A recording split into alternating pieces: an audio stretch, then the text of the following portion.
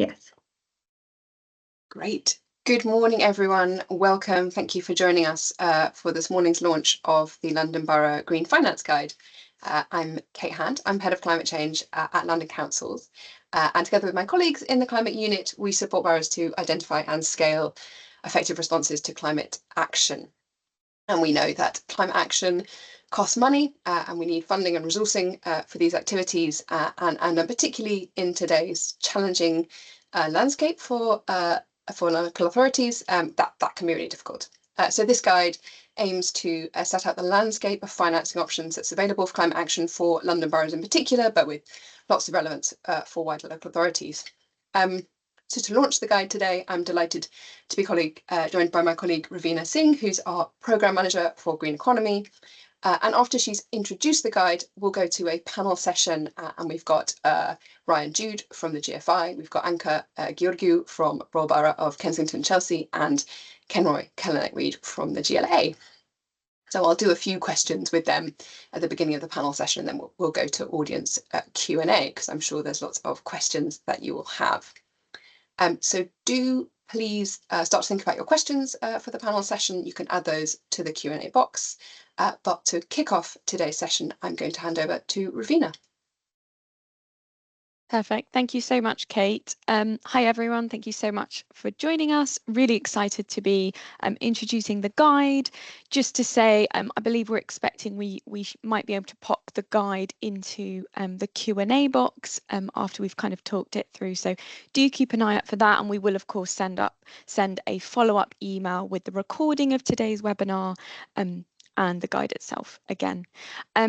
So yeah, just to sort of introduce the context of this guide and where this really sits. So as many of you will know, London Council's climate programme was established in 2020, and it was developed further through that collective investment from councils across London in 2023.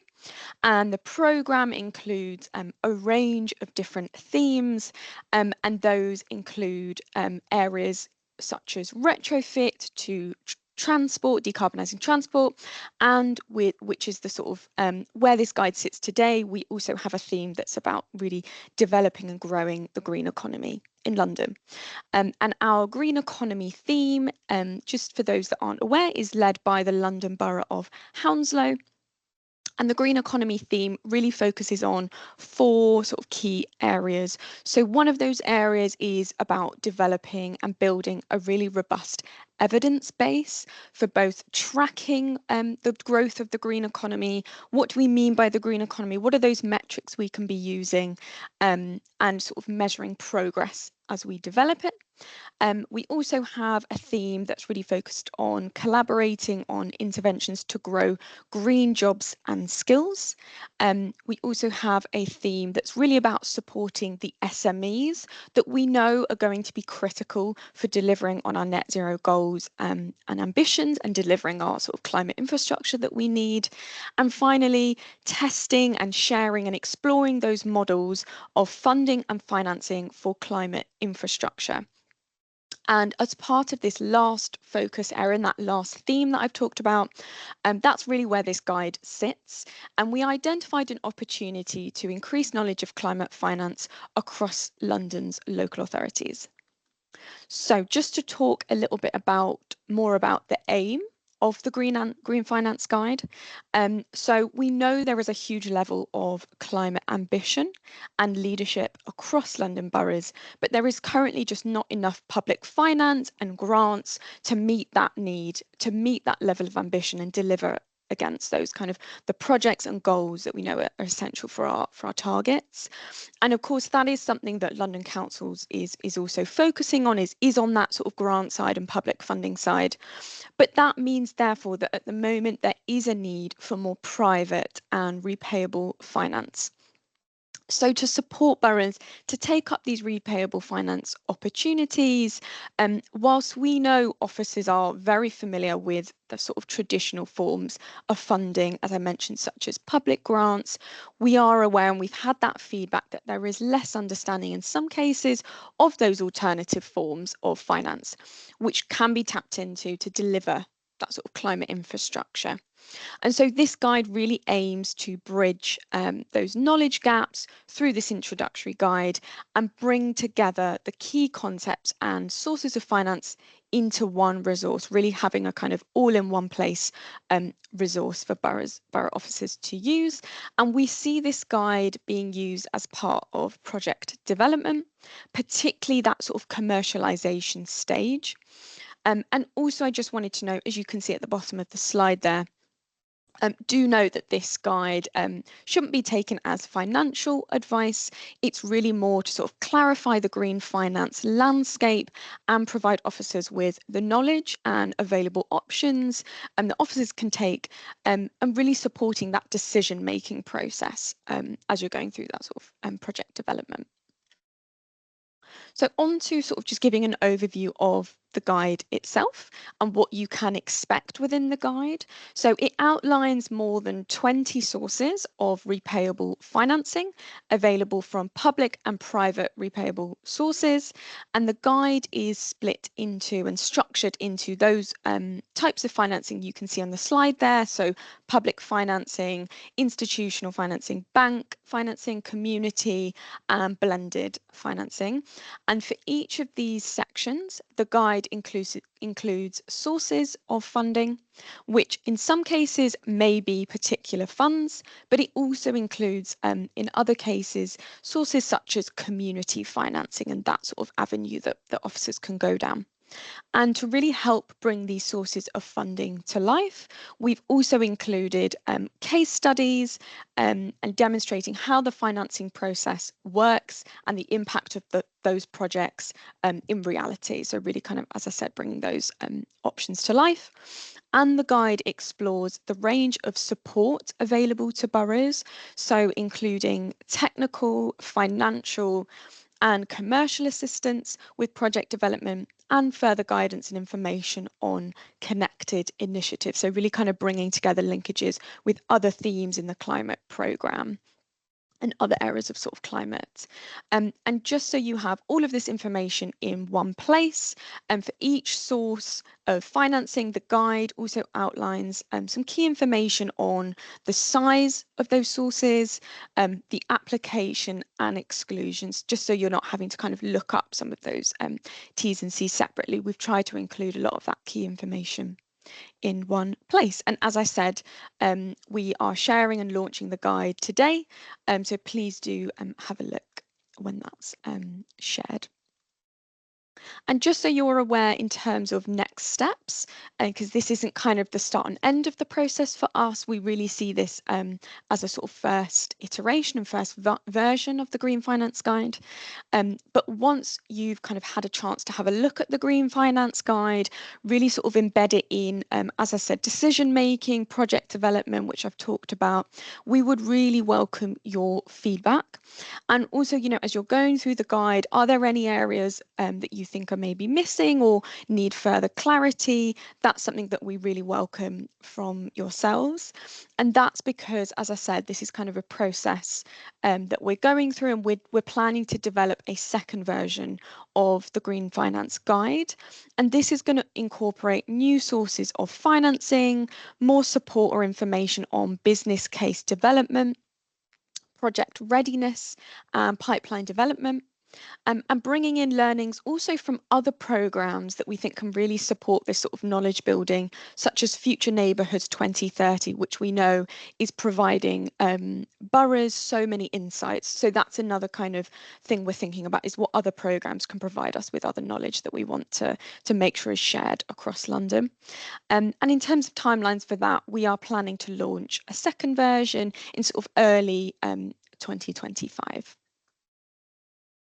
And so that's it really from me. I just want to say a huge thank you firstly to Alice Addison, who is the London Council's Green Economy Project Officer.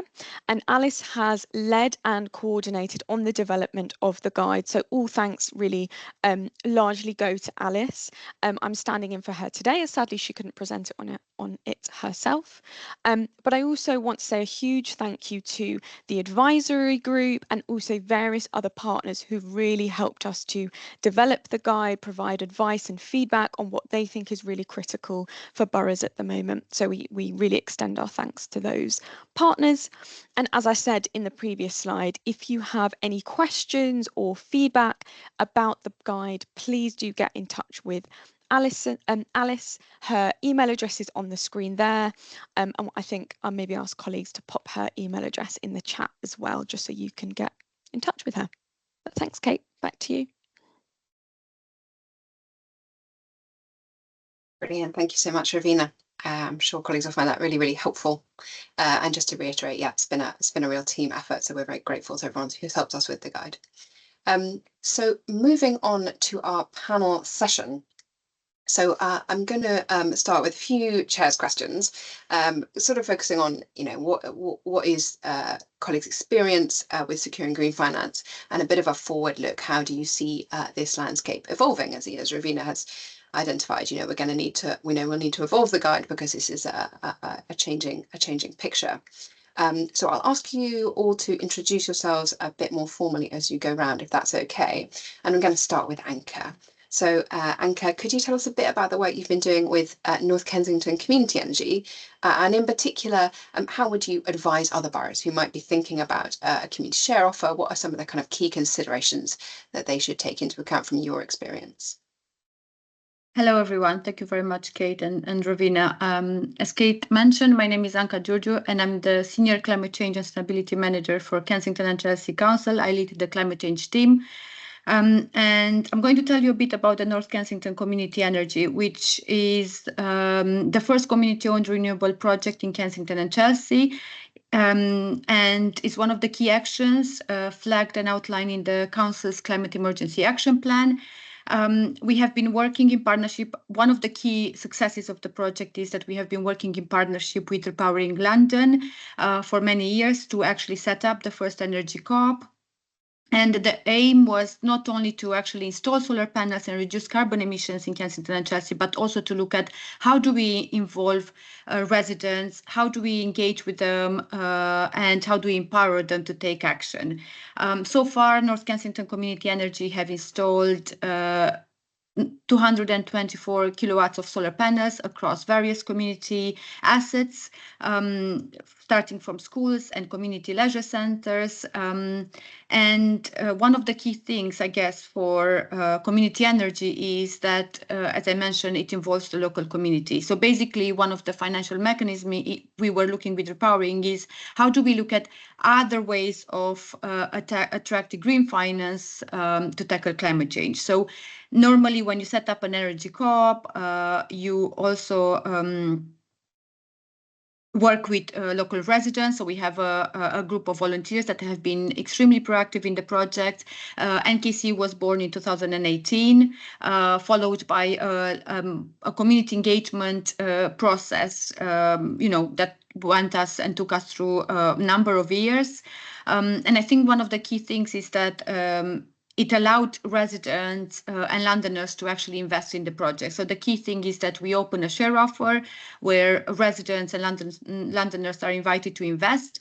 And actually, through two community share offers, we were able to raise around £200,000. So raising the fund, it wasn't that difficult. It's actually making sure that we engage with the community, we attract members, and one of the key things is that actually the investors get a return on their investment, so around an average 3%.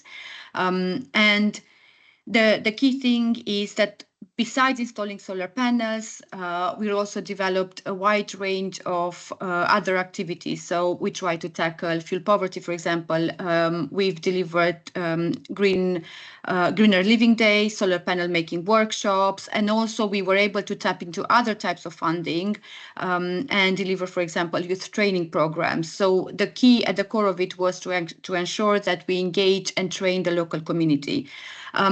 The North Kensington Community Energy also allowed us to tap into other funding streams. So we applied together with Repowering London and NKC through the London Community Energy Fund, but we also, Kensington Chelsea is involved in the Future Neighbourhoods Programme, the Mayor of London Future Neighbourhoods Programme that allowed us to get funding and work specifically in Notting Dale and look at how do we develop and continue to develop this type of community-owned energy projects. And we're also working with Green Finance Institute to look at other ways of models and finance models, that allow us to develop this type of projects. I think the key things, just to conclude, the key things is working in partnership. That was one of the I think the successes. This is an award-winning project, and we received 2 national awards. But the role of the council mainly was to help the community to carry out engagement activities, to help identify buildings. I think this is the role of the councils, to support in identifying buildings and allow buildings to be given at the peppercorn grant for 20 years to these energy co-ops. And this can be council-owned buildings, so as I mentioned, a wide range from schools, community buildings, and making sure that we support and we go along, through supporting with the share offers, with legal, looking at other ways and other additionalities into the projects, as I mentioned. Youth training programs that allowed us to train more than 30 young people in the borough. So I think that's one of the key things from a borough perspective, is to ensure that there is access to assets, allowing them to unlock and go through all the legal and bureaucratic things that such projects, and working in partnership. Brilliant, thank you, Anka. That's really insightful. I think that's so interesting, isn't it? It's actually the role of the council is not just kind of securing financing, if that's a straightforward thing, but actually working in partnership with others, being a facilitator and an enabler of that community action. And of course, we know that the financing is never the end goal of any of this. It's taking action to reduce emissions, but also there's wider community benefits that you've mentioned that you're able to wrap into that kind of financing, training, and fuel poverty alleviation. That's I think really, really interesting, and I'm sure will prompt some questions from colleagues who might be engaged with or thinking about a similar process in their borough. But I'm going to move to Kenroy, if I may, from London Treasury, the GLA. So Kenroy, you've got 2 quite significant climate finance funds available to London boroughs and the wider public sector that have been launched in the last few years. So I was wondering if you could tell us a bit about those funds and how you sort of see them within the wider sort of financing landscape that we've set out, and perhaps also a little bit about how you're supporting boroughs to access those funds, because of course we know there's a lot of work to do to kind of even get to an application for that financing, and the GLA is really mindful of that and supporting boroughs in that space as well. Yeah. Thanks, Kate, and it's really, really wonderful to be here. It's probably just a little bit about me. I am the Deputy Director of Impact Investment and as Kate said, the GLA's investment and treasury entity, on the treasury entity. But it probably one of the sort of what people were talking of, sort of reflecting on the fact that I've been involved with trying to finance low carbon infrastructure for quite some time. I set up the London Green Fund back in 2009. And one of the key things, the key issue there, and still is now, probably to some extent, the Green Fund probably haven't met its objective fully. But the key things there then was about project development. That was one of the key issue. How do we get project to the point where they actually can access finance or indeed deliver? And the other key bit was having, got through that point of development, where is the finance coming from to actually do this? And these are some of the 2 key areas that the GLA and others have been working on for quite some time. And this is where the 3 programs that we have, 2 funds, and the relaunch, rebranded Zero Carbon Accelerator will provide support in actually enabling those projects, because to get to where they want to, because as you said, the financing, it's a means to an end, not the end in itself. So just very quickly again before we talk about those funds, because you might say, why do we have 2 funds? But frankly, if you look at the actual the market, the opportunity, or indeed if you want to say the need, when the mayor sort of moved, sort of his target to 2030 and did some research on this, as a lot of that the estimate was that it would cost about sort of 75 billion to get to net zero by 2030. The GLA recent climate budget, sort of the GLA group, that will cost about sort of 4.2 billion in terms of just its property and fleet. Some recent estimates that for the local authorities, that's about sort of 34 billion. So we're talking about a massive amount of funding here. So what we've done is, the GLA, we've looked to set up. We set up about just over a year or so ago the Green Finance Fund. It's a 500 million debt fund to provide low costs, flexible, and I'd emphasize the flexibility here, flexible finance for local authorities and other public sector bodies, and include the GLA, because we appreciate that. So local authorities are the huge financial challenges. And so, but at the same time, they have ambitious targets to get to net zero. So we try to provide, the finance to work with their, so that, as I said, I sit within the Treasury section. So what we try to do is to develop an instrument, a fund that will work with their treasury management structures. So that's why that fund is targeted in that way. But whilst that might work for some local authorities, you have others who would probably think that, well, we're probably close to our borrowing limit, so we can't necessarily borrow. We'd rather not. And having looked at the various things that have come out of various support reports that we've done, including from the GFI, some of the other things that they are facing, sort of local authorities, it's just the capacity to do this, to actually get their projects from development, from design, all the way to operation. And so we've set up a new fund called the London Edge Fund. Currently, it's 100 million, and that will help to do that. So it will take, sort of the ambition of the local authority to actually, sort of so the example of that's probably quite used. You want to probably install some solar panels on your buildings, but you don't know where to start. This new fund will actually provide that end-to-end support, but not just the support. They will provide the finance to actually enable that, and then the and repayment is done on a sort of more a sort of a service charge type facility. So what we've tried to do is look at how can we, we know that there are different projects, different ways in which people work. And so we try and provide finance that will actually fit into the different structures that are available. So hence the different sort of models for these.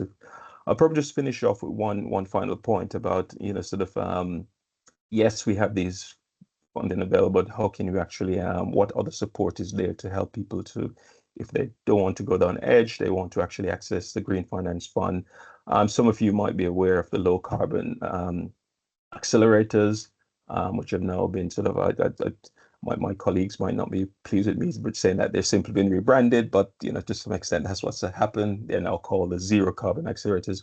We've sort of rolled them into one, as opposed to having sort of several different streams. They roll into one, provide similar support. So it's helping some local authorities and others to develop, design their projects, take them through the commercialization and phase, and so on, and helping to access finance. So it's really holding their hands to actually help with the project development and accessing the finance.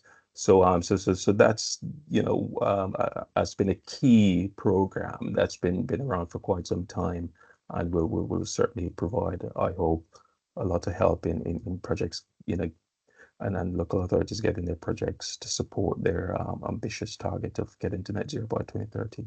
I'll stop there for now, Kate.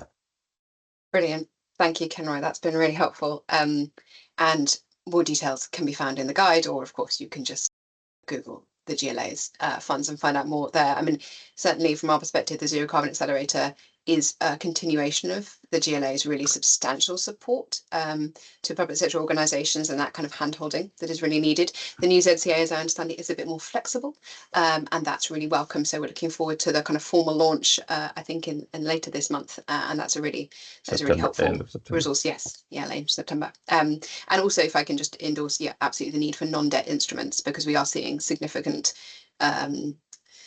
people getting pretty close to their debt ceilings in London. We know that there's a really challenging environment for London councils, and they have to fund so many things that are really important statutory services, and they have these huge climate ambitions. So I think that's really helpful, as well as the overall project development support. And there will be, as Ravina said, there will be more in our second guide on how boroughs can really look at the kind of business case development, project development side of things, because we know that's really key, and there's work going on in there on that front. So I'll move over to Ryan, and Ryan, the GFI seemed to be the common thread of all our previous comments. So right, that I'm coming to you last, and of course, and you'll say a bit about this, but I know you wear two hats. You're a City of Westminster councillor as well. But just looking across your local and kind of national perspective, and the sort of finance landscape that we set out in the guide. From your perspective, does that offer kind of meet what you see in terms of the needs from local authorities and London boroughs? If not, what might you want to see in that space? And can you tell us anything about what you think might be coming down the track from the new government in terms of local government sort of climate financing? Yeah, great. Thanks, Kate. It's a pleasure to be here, and congratulations to you and the team on getting the guide out there. I know a lot of hard work's gone into producing it. It's been great to be able to support it over the last few months. To answer your question, so the guide will obviously play a really important role in addressing some of the gaps that we see when we speak to councils, but there's always going to be more to do, and I'll talk to some of that and what some of our work has been showing us. So just briefly, for those who don't know, the Green Finance Institute, we're a non-profit that was set up by the government and the City of London Corporation 5 years ago now, to really look at creating the enabling environments, the financial solutions to accelerate the flow of capital into a net zero and nature positive economy. So we work with councils, with the sector, with financial services to pioneer new solutions and do things like this, where we help to educate and break down a lot of those barriers. And this included some of our local council works, as Kemroy said. We worked with the GLA on setting up the £500 million Green Finance Fund, which we were delighted to play a role in, and then other recent partnerships with Greater Manchester Combined Authority on retrofit finance, some work I was doing with Bristol City Council on other innovative finance options. So there's an awful lot of work we've been doing, including supporting on the education. So I guess more widely nationally, it's just worth taking a step back and looking at the level of finance that we need. Our initial work on this shown we need about £1.4 trillion up until 2050, and that's not just for the council themselves, but in terms of overall investment. And we think about 75% of that is going to have to come from private finance sources. Now, our discussions with a lot of investors show that they want to invest, they want to put this money out there, but a big part of it is finding those projects, as that's really twofold. One is enabling councils to talk about the projects, as Kemroy said, that project development phase, to be able to speak to the financiers and get that money flowing. But then, to Anka's point, it's the role that councils play in convening and bringing people together locally, where you don't necessarily need to be the ones putting the finance in, but you play that convening role to help it to flow. And so at GFI, a lot of our work has looked at these barriers to why isn't that finance flowing? And the main thing that will always remain is that delivery capability gap, as we call it. We hear time and again about councils developing projects, but then struggling to say the right words when it comes to getting the investors to put their money into it. And so a big part of that, which the guide overcomes, is understanding what the finance out there is, meaning that when you're starting to plan your project from stage one, you can already be thinking about the kind of finance you might want to attract in the future. So I'm really happy this is coming out there to help with that part of it. But then another issue that remains, even with the guide, with the education, is the inability for our councils to plan longer term. We've all seen examples of this where we have competitive funding pots. So we bid in for some grant support money, we get the resource in-house to help deliver this funding, we start thinking about what private finance we might need alongside it, and then end of the financial year, that money's over, we've got to bid again for the year after and bid again for the year after. That's a huge issue, which from a private finance perspective means that it's hard for the councils to speak to some of these banks, institutional investors about, here's our 5-year project on, for example, retrofit, because we don't even know where that base revenue support is actually going to be coming from. And so this links then to the wider finance gap, as we call it, the getting from where we are today to that 1.4 trillion across the country that we need to see flowing. And so to your original question, Kate, I won't say that we've met all the needs of boroughs until I can see a clear roadmap to achieve that. The good news is that we have a new government that we think is going to be putting a lot more focus on this. So on what's coming down the track, some of the things that we're quite excited about are obviously the new National Wealth Fund, GB Energy, and wider Treasury review on what all these public finance institutions are going to be doing and how they're going to be interacting. There's a great chance here to close that delivery capability gap. Just as an example, GB Energy in the Labour Party's manifesto talks about its local power plan and how it's going to partner with energy companies, with local authorities, local cooperatives to install loads of community energy projects, pretty much like Anchor was talking about. So clarity on what that means in terms of support for local authorities on capability, on delivery is going to be crucial. And we think that alongside GB Energy's funding, the National Wealth Fund, the UK Infrastructure Bank, there's a really good role for a dedicated advisory service, an advisory hub, if you like, that can operate across the country. And the new government's also committed to overcoming some of those longer term policy issues. Again, two parts to this. One is, and I'm quoting here from their manifesto, it's to provide greater stability. A Labour government will give councils multi-year funding settlements and end wasteful competitive bidding. That's obviously music to all of our ears from a lot of the discussions we've been having. And again, it's not just a case of public money going into this, it's public money going in, giving the ability to plan longer term about the private funding that we need alongside it. The second part, though, on longer term policy clarity is, I mentioned earlier that a lot of investors do want to invest in these things in the UK. The last couple of years, though, with the chopping and changing of policies on the EV phase out, on the gas boiler phase out, has meant it's been a bit harder for industry to plan. Having a government that's going to give us that longer term clarity with industrial strategy is really going to help, again, to give investors the confidence to put their money into the UK. So I guess in summary, to answer your question, Kate, the guide's going to really help with education, with addressing one of the concerns that we hear from councils all across the country through our work. And the new government creates an opportunity to address some of the other barriers that we see. There's enough finance out there that wants to support this, which needs to ensure that we're doing all we can to help it flow. And so continuing to find a way to address that capability gap is going to be the main thing that we still need to do over the next couple of years. Brilliant. Thanks, Ryan. That's extremely helpful.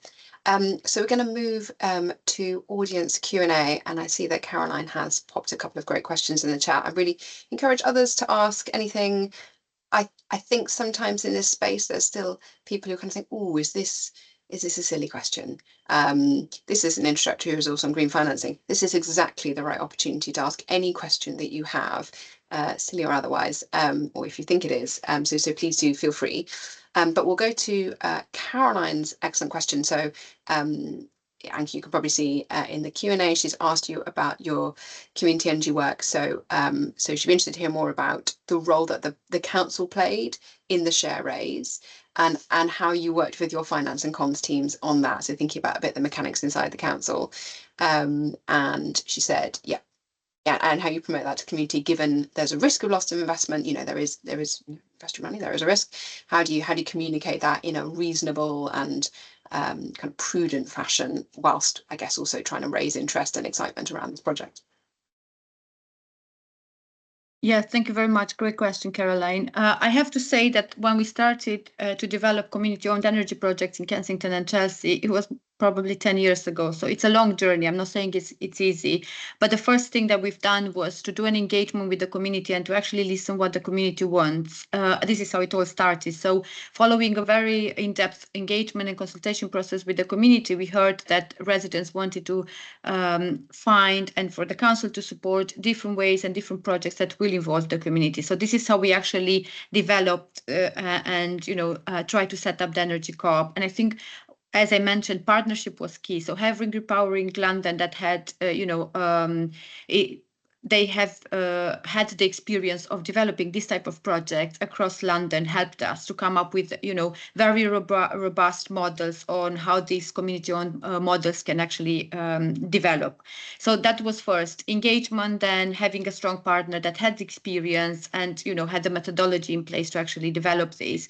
The third is, as Caroline said, you need to actually get the buy-in from the council. And again, that was quite a long process that we've done. So one was to actually, and that was before the councils declared climate emergency. We still had, and we still had other previous climate change strategies. So the aim was to actually work within the council to actually get the buy-in. So the first thing was to work with corporate property colleagues, because, as I mentioned, you need to identify the buildings and you need to actually be ready to offer this bill. Well, when I say offer, to get the buildings at the peppercorn rent to the energy co-ops for 20 years. The second was to actually work with legal colleagues, because, as Caroline said, there might be lots of risk around this. So we worked with repowering and legal colleagues around lease agreements, partnership agreements, power purchase agreements that we all had to set up. One of the things of the community energy model is that the council, in a way, offers the buildings, but then there are no costs for the council, in a way. So the actual installation of the solar panels is done through the share offer.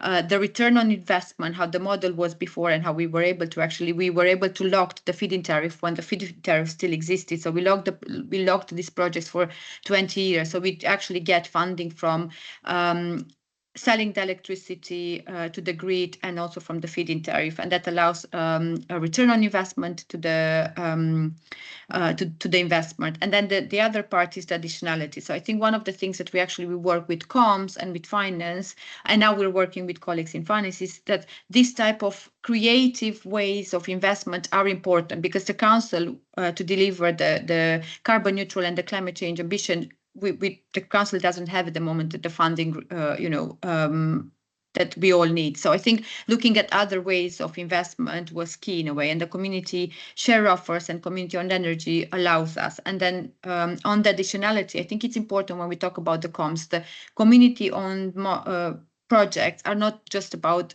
reducing carbon emissions, tackling climate change. It's a lot about engaging the community, making sure that the community is part of this. So in a way, allowing residents to be part of this is changing away the structure of, having big companies that own this kind of, the energy infrastructure and the solar panels. So it's giving power to the people and having this additionality. So the additionality is key in a way. As I mentioned, there are other benefits or co-benefits, as we said, and this is how we kind of did the comms around it. So through these projects, we were able to deliver youth training programs, to tap into other types of funding. We've actually hired a community energy champion working with repowering to actually get funding, and also the council has match funded that role. So it's looking at what other benefits the projects might have. And in terms of the risk and the loss of investment, one of the key things was, actually, will the residents invest, or will people invest in this? And as I said, the investment part wasn't the difficult one. So, in a few months, as I said, in the first share offer, we were able to raise £83,000, and in the second share offer, we were able to raise 107K.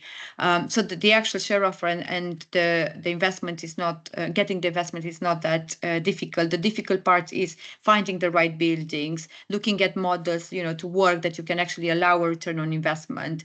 And finally, one of the benefits of the project, although the council doesn't own the solar panels, is actually that the energy co-op allows the building users, so schools or community center, to get discounts on their energy bill. So basically, it's there is a lock system that they get reduced in electricity rates, basically, through these projects. I'll stop here. I hope I answer some of the Caroline's question, but happy to, please do get in touch if you need more information, and I'm happy to respond in person.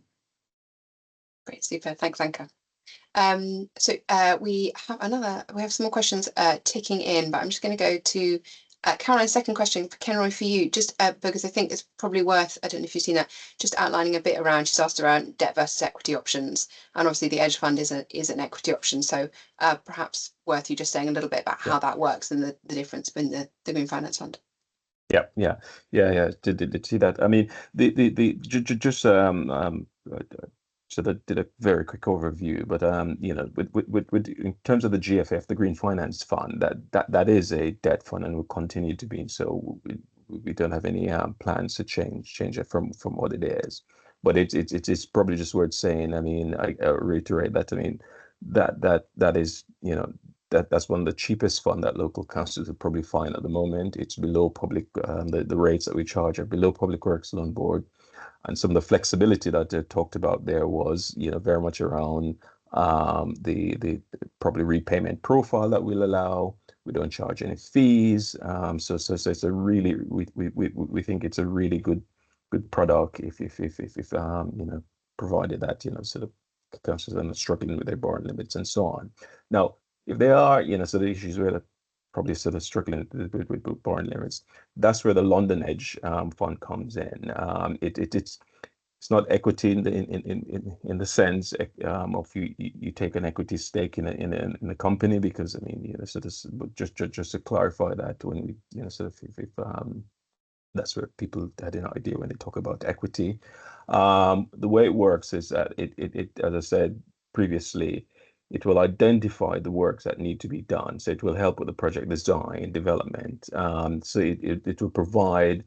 It's a single entity for the council to deliver its project. So it will go out and identify what needs to be done. It will bring in the contractors that are needed to actually do the work, and then it will operate the entity. If you know, sort of. I can talk about a solar panel solution. So, you know, if you had a project like that, the London Edge team would have come in and identify how this is going to be delivered. They will bring in the contractors, and they will actually once it's built, will actually manage the infrastructure going forward.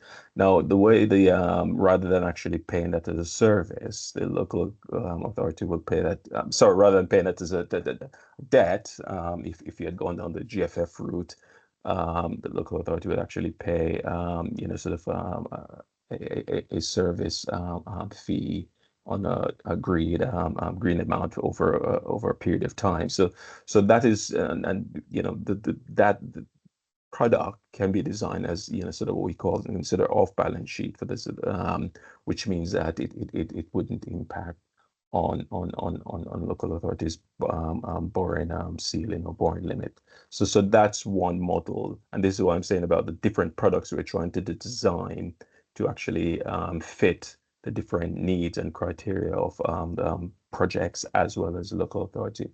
We're currently doing some work to look at other products, other you know, so that could be useful for the market, targeting not just the type of instrument but the type of activity, and hopefully we'll, you know, sort of over time we'll actually bring those on board as and when they're fully developed. Great, thanks, Kenroy.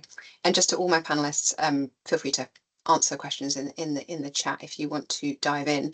I'm going to come to Ryan next. So a bit of a combo question. Jonathan has asked if you can say a bit more about the retrofit case studies and private financing used against that. And then Isabel's also asked a question, which I'll ask to you, Ryan, as well, and perhaps others want to come on with this, around what level of return private investors are looking for. It's a sort of perennial question we get, and, you know, for what different kinds of projects, how do you start to understand the kind of the appetite? Because you, as you rightly said, there's lots of interest, but for what, I guess, is the kind of question, and at what rate? Over to you. Yeah, great, thanks. I'll start with the latter. Isabel is one of the fantastic team at Westminster City Council that I work with my other hat as a councillor on. So thanks for the question, Isabel. The level of returns obviously varies depending on whatever the prevailing Bank of England rate is at any time. But the way I describe how private investors look at these things is they want to be able to earn a return that is commensurate to the measurable risk. And I'm always keen to put measurable in there, because every time a new risk is introduced that they can't measure, then the return that they want will increase. So when we're looking at these barriers, it's always trying to reduce those risks. Now, there are more established technologies like solar panels, for example, where they understand them well, they don't see the risk being as high anymore, so they're going to want a lower return than they did 10 years ago, for example. There are investments like social housing retrofit, however, where they can't yet see where the repayment's going to come from in the longer term. It's going to take too long. Sometimes there's negative repayments. So the second part of that question, is there technology projects they're more likely to invest in? Yes, they're going to invest in the ones where they can model out a cash flow into the future. So it's with us as we develop projects to show them that actually you can make a return on this, and you can make a return commensurate to the risk that you can measure. What that means we can do, as I say we now, my Westminster hat on, what we can do as local councils is we can package up projects such that the overarching returns profile makes sense to an investor. And there's lots of work going on to do this on a smaller scale. We've done this with a lot of our work on local climate bonds across the country. So GFI, we set up a local climate bond campaign a few years ago with Abundance Investment, UK 100, and local partnerships. And what we often say to councils on this is, if this is the amount of return you need, then you could get a solar panel, which is going to, pay this much amount, and combine that with something that doesn't have a returns profile, for example, tree planting. But the combination of them still gets the return that the investor is after. And so you package it up together and advertise it as that amalgamated offer. Doing that on a much larger scale is how we can ensure that we get the funding for the things that don't necessarily have the returns profile that the investors are after. We've done some work on this. We've produced a lender's handbook. We can share it afterwards, which is actually for the investors to educate them on what the different technologies are, so that they already have a better understanding going forward. On the building retrofit case study, so I'm assuming there's some reference to my comment on the Greater Manchester Combined Authority partnership. This is a really actually interesting partnership in that we weren't looking at social housing per se. We were looking more at access for homeowners and landlords to private finance in the area. So I won't go through every single thing that we worked on there, but a big part of it was green mortgages, where although there's now a lot more green mortgages in the market, there were 4 products on offer 3 years ago. Now there's over 60. We find that often that interface, the broker who is between the consumer and the lender, wasn't necessarily as over the details on green mortgages as needed. So working with GMCA, we set up a green mortgage campaign. Big focus on that was education for brokers in the Greater Manchester area, so that if you went as a consumer to your broker, they would talk to you about, well, if you take out this green mortgage and if you achieve this level of retrofit, then actually your cost is going to be slightly cheaper. So that was one big part of it, and we have seen the impact of that flowing. We did work with them on a local climate bond, just touched on that. This is crowd-funded debt that local residents can invest in from as little as £5. London is steaming ahead on local climate bonds. I know that Southwark have now put out 2, Westminster have put one out, Hammersmith, Fulham, the list goes on. So that's really great to see London doing so well on that. And then we worked on 2 new types of finance called a green rental agreement and property linked finance. Now, both of these actually need slight legislation change before they can be introduced. So if I start with property linked finance, this is a product that works in America. It's been explored in Australia, in Spain, where finance is tied to the property. This massively reduces the interest rate that's being paid on the loan, and it's spread out over a longer period of time, so that if you move out as a homeowner, the next homeowner who comes in, they're benefiting from the retrofit that's already occurred because you've received 100% of the upfront costs, but you continue to pay the loan on an ongoing basis. There's a slight legislation change that we need to be able to bring this in the UK, and we're doing active work with the government to try to find a way to get that off the ground. Green rental agreements, similar, and happy to send more details afterwards. This is a new type of rental agreement that will be signed to get away from what we call the split incentive between a landlord and a private renter, where the landlord is the one who's going to take the loan out, do the works, but it's the renter who's going to get all the benefit. Again, there's a slight change we need to have here in legislation to allow rental agreements to be written in a way that a certain percentage of the energy saving benefits will go to the landlord to help them repay the loan that's been taken out, and the person living in the home will still get a slight benefit because of the changes that have been made. So we worked with Greater Manchester on looking to pilot a few of these, and again, happy to send more information afterwards. Brilliant, thank you. these are quite complex questions in some ways. So thank you for giving a really good overview. So we've got a couple more questions for Anchor on the kind of community energy side, which I'm going to ask if you could address together. So one from Andrew on governance. How does the governance of the kind of community energy group interface with the council? What the kind of lines of, I guess, accountability there from the council perspective? And also, did you work with local businesses, and does this kind of thing need to be opened up to local businesses in terms of procurement rules, etc.? Thank you, Kate. And yeah, great question. So one on governance, as I said, the NKC is a community benefit society, so he has specific rules around governance, the group.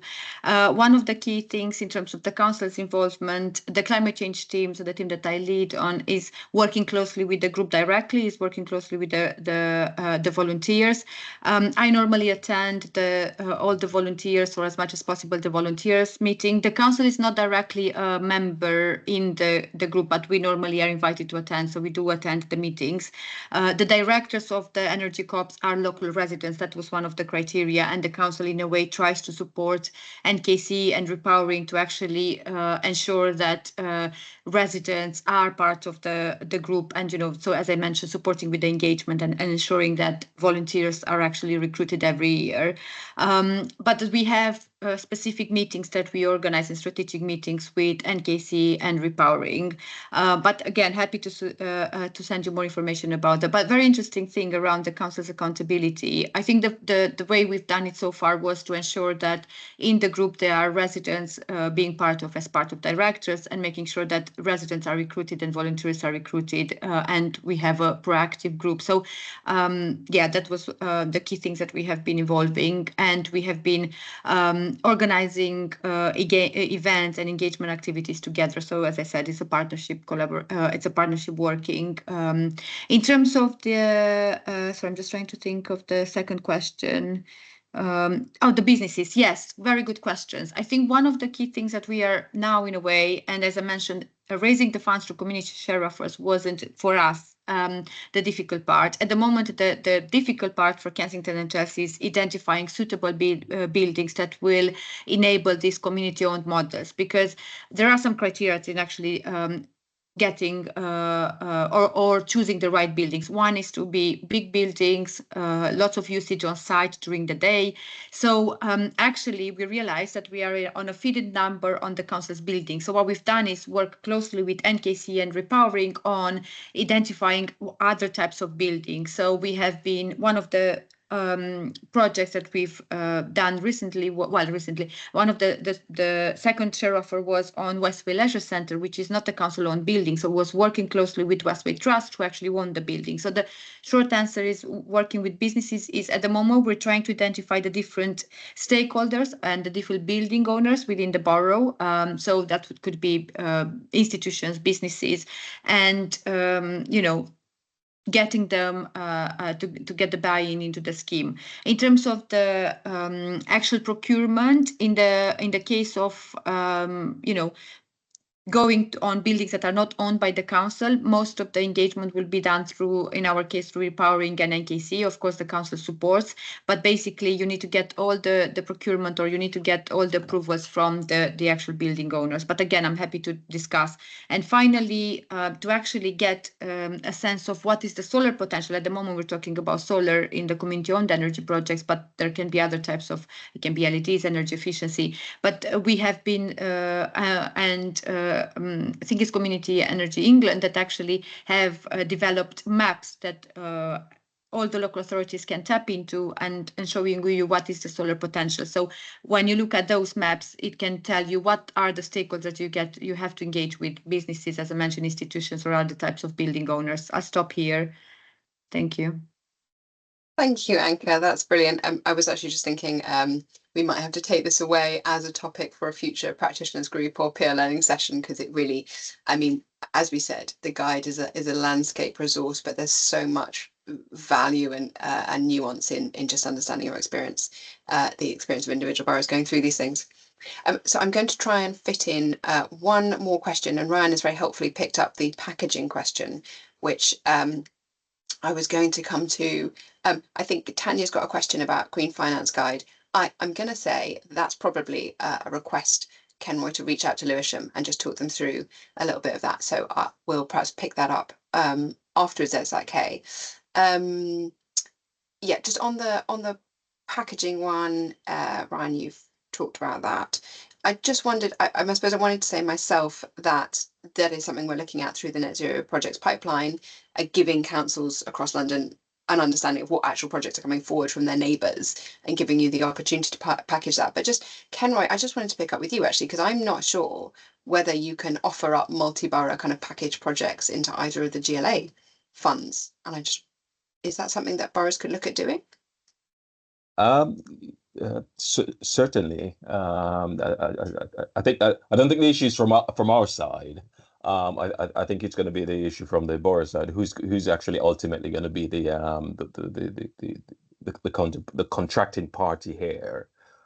In the case of the GFF, we would need an entity that would sort of take responsibility. So to be a case of which if any of the boroughs would take responsibility and then sort of feed that across. But happy to talk to a number of boroughs of how we could sort of structure that. But I mean the size of the minimum project for the GFF is 1 million. I don't know if that's a huge barrier for most boroughs, but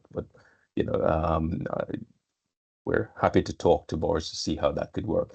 In terms of the London Edge Fund, again, they would certainly need a counterparty entity to actually to engage to contract with. So it's then a case of how the boroughs would organize themselves to actually identify.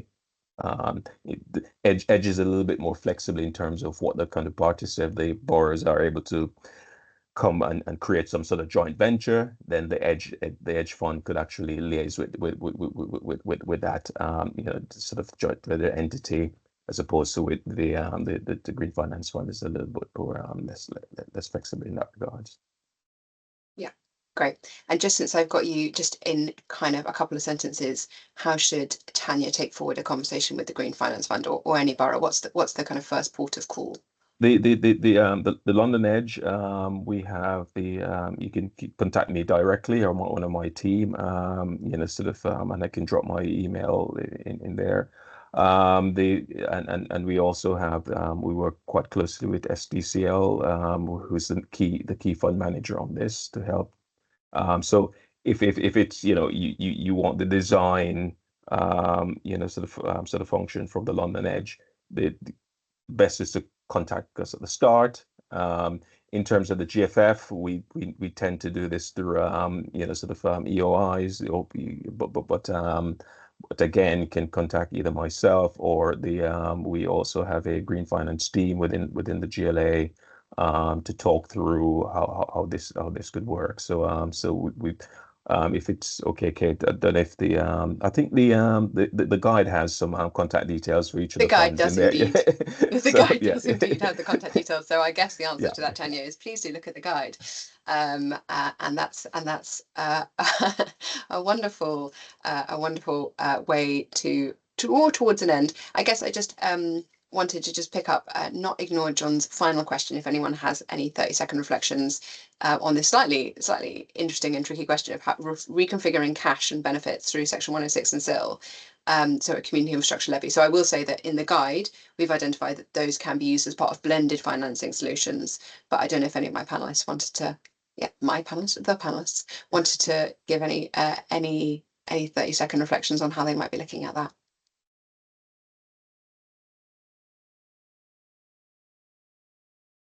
Yes, I guess just to say yes on blended finance. It's always worth looking at what available funding you have that can be used alongside private finance you can bring in. And so 106 and SIL is definitely potential options that as carbon offset fund money as well, which I know most of us here will have money set aside. How can we combine that with loans that we bring in to really make sure that we're having the biggest impact? Yeah. Brilliant. Just very quickly, picking up on that theme, yes. So you could use that money to do the stuff that probably might not generate any revenue. So using the Ryan's previous example, so that the tree planting, you could use it to finance that. But then the stuff that brings in revenue to support you know, a loan, for example, then you could then, you know, sort of take out the actual private finance for that element of it. So that's one way you could actually bring it together. Great. Thank you so much. So that's all we have time for today. So let me thank my excellent panel. Really appreciate you taking the time and sharing your expertise and experience with our colleagues. Thank you to Ravina and to Alice and to Catherine and Ian and the team at London Councils who have got this ready for us today. So we'll be sending a follow-up email with the guide, which you can find on our website. As Ravina said, we really welcome feedback from boroughs and other colleagues in advance of how we develop that resource. And really, that's it from us. So it remains for me just to say thank you so much to everyone. Thank you for joining us today and have a very good day and rest of your week. Thanks all. Bye now. Thank you very Thanks, much, everyone. everyone. Thank Bye. you.